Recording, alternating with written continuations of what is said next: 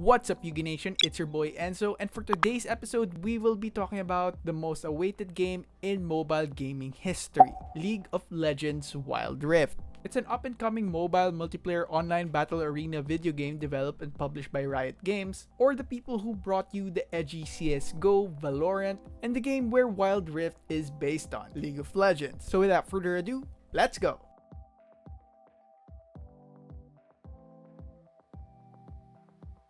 To start things off, if you guys are probably wondering how the hell did I get early access, well, for starters, it's still a mystery to me. All I really did was just sign up in their newsletter a few months ago and boom, early access. I don't think it's guaranteed if you do the same, but hey, it worked for me and it probably might work for you if you just believe in yourself.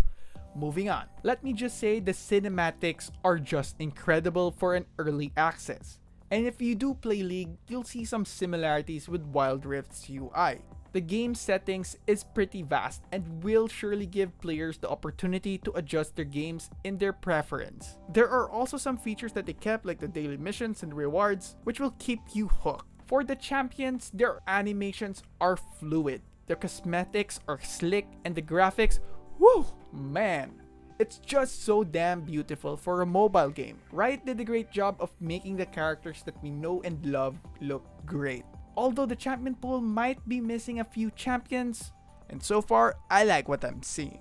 They also have the same exact 4 skills from the PC version, but with a few tweaks. Since it is made for a mobile device, you might need some time to get used to the mechanics. In the normal game mode, everything pretty much looks the same, but compressed.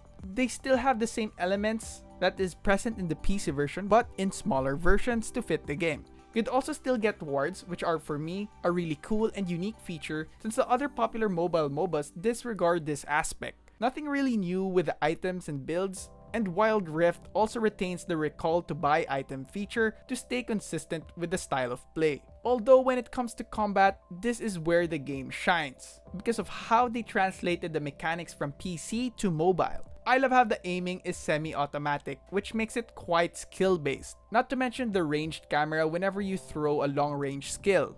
It just makes things easier in a way that it becomes balanced for everyone. Overall, the combat mechanics are just amazing and technical, as well as fast-paced. It's a bit different from Mobile Legends, but you can really get used to the mechanics real quick. Another thing to mention is that I didn't have problems with matching up with other players, which is a surprise. Since certain new games will have connection and server issues, but in Wild Rift, it pretty much just runs smoothly and it didn't take long. So in conclusion, despite being on its early stages and the lack of characters, Wild Rift is already better than other MOBAs like Onmyoji Arena and Marvel Super War. And not to mention, Wild Rift is a clear competitor to the already established and popular Mobile Legends, so watch out, Moonton! I love the fact that Riot didn't change much and stayed consistent. In retroscope, the game feels like a compressed version of League of Legends. And you know what they say, if it ain't broke, don't fix it. Just make it smaller.